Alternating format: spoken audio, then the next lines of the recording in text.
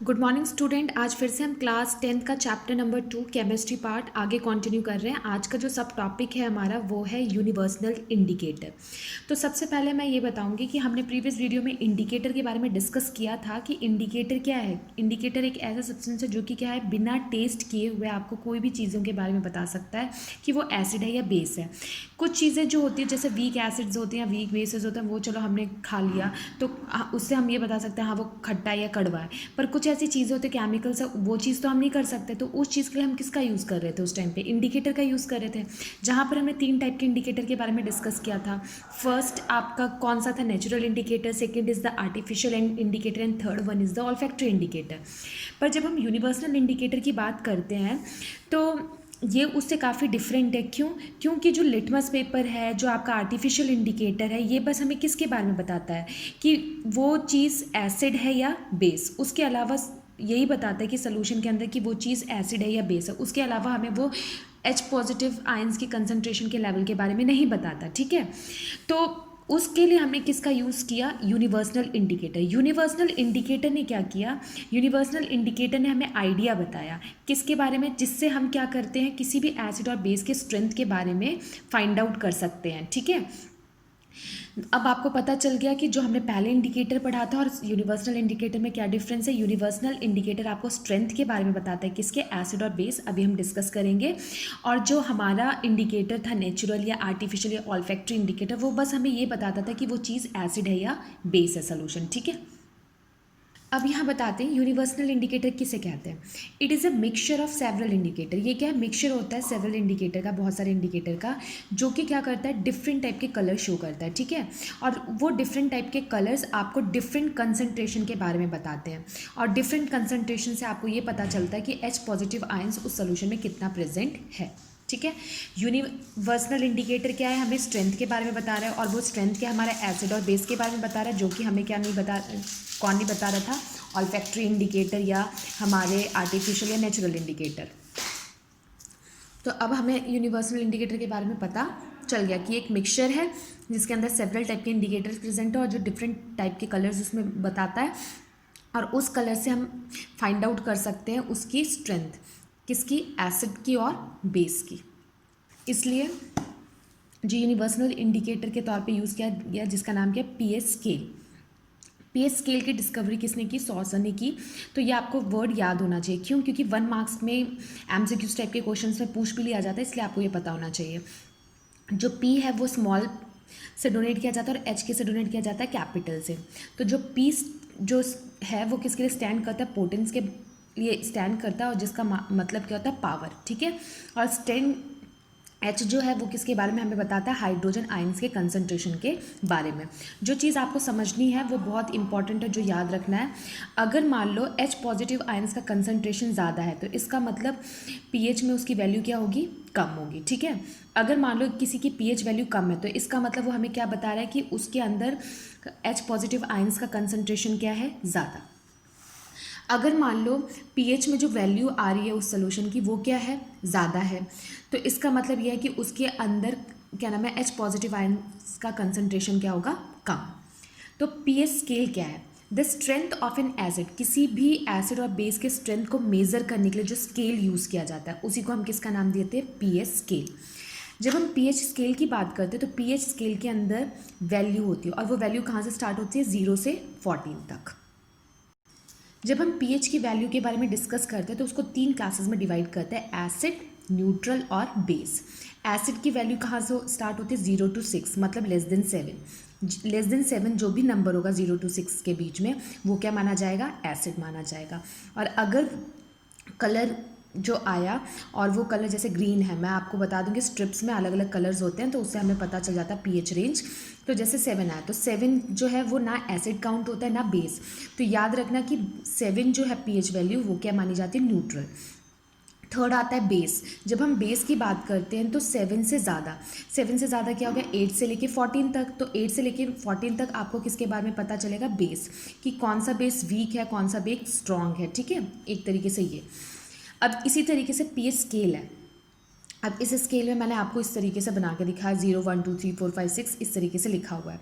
तो आपको पता होना चाहिए कि जितनी वैल्यू कम होगी पीएच में एसिड की बात कर रही हूँ, जितनी वैल्यू कम होगी, मान लो 0, 1, 2 इतनी वैल्यू कम आ रही है, एसिड की बात करें, अब वो आपसे पूछे स्ट्रॉन्ग या वीक, तो पीएच की वैल्यू जितनी कम होगी वो उतना ही ज़्यादा स्ट्रॉन्ग एसिड होगा। क्यों? क्योंकि उसके अंदर वो H पॉजिटिव आयन कंसनट्रेशन क्या है, ज़्यादा। अगर पीएच की वैल्यू क्या होगी, ज़्यादा होगी, तो अगर पीएच की वैल्यू ज़्यादा होगी तो H पॉजिटिव आयन का कंसनट्रेशन क्या होगा, कम। अगर मैं आपको कंपेयर करूँ कि मान लो मैंने बोला एक की वैल्यू 2 है और एक की वैल्यू 5 है, मैंने बोला इसमें से स्ट्रॉन्ग एसिड कौन सा है, तो आप हमेशा क्या लिखोगे, स्ट्रॉन्ग एसिड कौन सा है आपका, सेकंड। क्यों? जितनी वैल्यू कम होगी वो उतना ही ज़्यादा क्या माना जाएगा, स्ट्रॉन्ग। ठीक है। और 7 आपको मैंने बता दिया न्यूट्रल, तो न्यूट्रल का मतलब वो ना एसिड है ना वो बेस, एक तरीके से काउंट किया जाता है, वो न्यूट्रल ही हो गया। नेक्स्ट आते हैं बेस। जब हम बेस की बात करते हैं तो बेस में आपको पता होना चाहिए, अगर जितना नंबर पीएच स्केल में ज़्यादा आता जाएगा बेस में, ठीक है, उतना वो क्या होगा, स्ट्रॉन्ग बेस माना जाएगा, और जितना नंबर कम होगा वो उतना ही वीक माना जाएगा। क्यों? क्योंकि अगर नंबर ज़्यादा है तो इसका मतलब क्या, उसका H पॉजिटिव आयन का कंसनट्रेशन यहाँ पर क्या हो जाएगा, एक तरीके से कम हो जाएगा। तो इसी तरीके से आपको बेस का पता है कि उसके अंदर क्या होता है, OH नेगेटिव आयन्स। तो याद रखना कि जितनी वैल्यू बढ़ती जाएगी वो क्या होगा, स्ट्रॉन्ग, और जितनी घटती जाएगी वो क्या होगा, वीक। ये बेस के अंदर है। और एसिड के अंदर जितनी वैल्यू छोटी होगी वो उतना ही ज़्यादा क्या माना जाएगा, स्ट्रॉन्ग माना जाएगा। नेक्स्ट अब जो हम डिस्कस कर रहे हैं वो डिस्कस करें importance of pH in everyday life. काफ़ी इंपॉर्टेंट टॉपिक है, क्योंकि 3 मार्क्स के अंदर क्या आता है, एग्जाम में क्वेश्चंस डाल दिया जाता है कि पीएच का हमारी डेली लाइफ में क्या यूजेस है एक तरीके से। ठीक है, तो वहाँ पर बहुत सारे मैंने यहाँ पर डिस्कस किया। कभी कभी आपको बोलते हैं कि किसी 2 को एक्सप्लेन कर दो, किसी 3 को एक्सप्लेन कर दो, तो आपको पता होना चाहिए। तो जो इंपॉर्टेंस है पीएच की हमारी डेली लाइफ में, सबसे पहला है pH in our digestive system. अब आपने डाइजेस्टिव सिस्टम पढ़ा था, तो हमने वहाँ पढ़ा था कि डाइजेस्टिव सिस्टम के अंदर हाइड्रोक्लोरिक एसिड प्रेजेंट होता है, जो कि क्या करता है, फूड के डाइजेशन के लिए काम करता है। ठीक है, हमारे स्टमक के अंदर अगर मान लो हाइड्रोक्लोरिक एसिड का सिक्रीशन हमारे स्टमक में ज़्यादा हो जाता है तो हमें क्या होता है, अल्सर हो जाता है, एक तरीके से एसिडिटी बन जाती है। तो उस टाइम पे जो हाइड्रोक्लोरिक एसिड है उसे प्रॉपर तरीके से न्यूट्रलाइज करने के लिए डॉक्टर हमें क्या एडवाइस देता है, कौन सी टैबलेट्स देता है, एंटासिड। तो वो एंटासिड टैबलेट जो होती है, एंटासिड किसे कहते हैं, एक तरीके से मैग्नीशियम हाइड्रोक्साइड। और मैग्नीशियम हाइड्रोक्साइड को एक और नाम से जाना जाता है जिसको बोला जाता है मिल्क ऑफ मैग्नीशिया। क्या कहा जाता है, मिल्क ऑफ मैग्नीशिया। ठीक है, क्या कहा जाता है, मिल्क ऑफ मैग्नीशिया। तो कभी कभी 1 मार्क्स में क्वेश्चन पूछ लिया जाता है कि एंटासिड टैबलेट के नाम बताओ, तो आपको एंटासिड का नाम पता होना चाहिए, मैग्नीशियम हाइड्रोक्साइड, जिसको किसके नाम से जाना जाता है, मिल्क ऑफ मैग्नीशिया। या दूसरा हम किसका यूज़ करते हैं, बेकिंग सोडा, जिसको हम किसका नाम देते हैं, सोडियम हाइड्रोजन कार्बोनेट। तो अगर एसिडिटी हमें बन जाती है तो ये एंटासिड्स लेने के बाद उसका इफेक्ट क्या होता है, न्यूट्रलाइज हो जाता है। क्योंकि आपने पढ़ा कि अगर एसिड है, एसिड के साथ अगर बेस रिएक्ट करता है तो वो सॉल्ट प्लस वाटर बनाता है, मतलब वो कौन सी रिएक्शन शो करता है, न्यूट्रलाइजेशन रिएक्शन। तो होप करती हूँ अब समझ में आ गया होगा। तो ये जो मैंने अंडरलाइन किया काफ़ी इंपॉर्टेंट है, कभी कभी 1 मार्क्स में क्वेश्चन आ जाता है और बच्चे कंफ्यूज हो जाते हैं कि मुझे किस पे टिक करना है, तो आपको ये याद होना चाहिए। सेकेंड डिस्कशन है हमारा pH change as a cause of tooth decay. अगर हमारे दांत क्या होते हैं, टूटने लगते हैं। ठीक, क्यों? क्योंकि बैक्टीरिया जो होती है वो हमारे माउथ में प्रेजेंट होती है, जो कि क्या करती है, शुगर को किस में कन्वर्ट कर देती है, एसिडिक फॉर्म में। और जब हमारे माउथ में पीएच का लेवल क्या होता है, माउथ का कम हो जाता है, तो उस टाइम पे पीएच लेवल कितना हो जाता है, 5.5 हो जाता है, जिसके वजह से हमारा जो टूथ है वो ख़राब होना शुरू हो जाता है। क्यों? क्योंकि उसमें से एक्सेस क्या निकलना शुरू हो जाता है, एसिड। क्योंकि अगर हम कोई भी मीठी चीज़ खाते हैं तो उस टाइम पे हमारा जो माउथ है उसका पीएच क्या होता है, कम होता चला जाता है। तो इस चीज़ को हमें अगर अपने दांत को ठीक रखना है तो हम किसका यूज़ करते हैं, टूथपेस्ट का यूज़ करते हैं। तो टूथपेस्ट जो है एज किस तरीके से काम कर रहा है, आपका बेस की तरह काम कर रहा है, जो उसके इफेक्ट को क्या कर देगा, न्यूट्रलाइज कर देगा। थर्ड आते हैं plants and animals are sensitive to pH scale. अब हमारा जो सॉइल होता है, मतलब मिट्टी होती है, उसका जो अगर हम पीएच स्केल से नापें तो उसकी जो वैल्यू होती है वो 7 होती है। तो 7 क्या है, एक तरीके से न्यूट्रल, ना ज़्यादा एसिडिक ना ज़्यादा बेस। अगर मान लो हम सॉइल के अंदर फर्टिलाइज़र का ज़्यादा से ज़्यादा यूज़ करते हैं तो वो हमारी मिट्टी को क्या करता है, काफ़ी एसिडिक प्रोवाइड कर देता है, जिसके वजह से हमारी मिट्टी क्या होती है, ख़राब हो जाती है। और जब मिट्टी ख़राब हो जाती है तो प्लांट अच्छी तरीके से ग्रो नहीं करता। और के टाइम पे उसकी वैल्यू क्या हो जाती है 4 और बेसिक मीडियम में कितनी बढ़ जाती है 8.3। तो इस टाइम के लिए हम अपनी मिट्टी को फिर से हमें ठीक बनाना है, तो हम वहाँ पर किससे ट्रीट करते हैं उसे क्विक लाइम, जिसे हम किसका नाम देते हैं कैल्शियम ऑक्साइड या स्लैक्ट लाइम का कहा जाता है। और उसके अलावा हम कैल्शियम कार्बोनेट का यूज़ करते हैं, जो कि एज ए बेस के तौर पर यूज़ किया जाता है, जो उसकी सॉइल की एसिडिटी को क्या करता है एक तरीके से न्यूट्रलाइज कर देता है। तो ये जो अंडरलाइन के ये आपको याद होना चाहिए और फिर अपने आप ये बना के आप लिख सकते हो। नेक्स्ट आता है पे scale and survival of animals. जब आप एनिमल्स की बात करते हो तो आपने सुना होगा रेन वाटर के बारे में। तो रेन वाटर जब होता है तो उस टाइम पे रेन वाटर का पीएच कितना होता है 5.6। तो वो क्या होता है काफ़ी एसिडिक, तो वो एसिड रेन क्रिएट करता है और एसिड रेन क्रिएट होने के वजह से ये पानी किस पे गिरता है रिवर में गिरता है। तो वो pH value lower the pH of river water, और वो क्या करता है जो रिवर वाटर का पीएच है उसको भी कम कर देता है, एसिडिक बना देता है, जिसके वजह से जो एनिमल्स अंदर रह रहे हैं किसके अंदर पानी के अंदर उनको डिफ़िकल्टी होनी शुरू हो जाती है और इनकेस उनकी क्या होती है डेथ हो जाती है। तो इस चीज़ को फिर से हमें क्या करना चाहिए, इसलिए बोला जाता है कि हमें प्रॉपर तरीके से हर चीज़ों का यूज़ करना चाहिए, ठीक है, एसिडिक का। नेक्स्ट आते हैं जो सेल्फ डिफेंस की बात की जाती है, self defence by animals and plants through chemical welfare. अब आपको मैं बताती हूँ, जैसे चींटी हमें काट लेती है तो चींटी जो है स्टिंग जब काटती है तो उसके अंदर कौन सा एसिड प्रेजेंट होता है मिथेनोइक एसिड।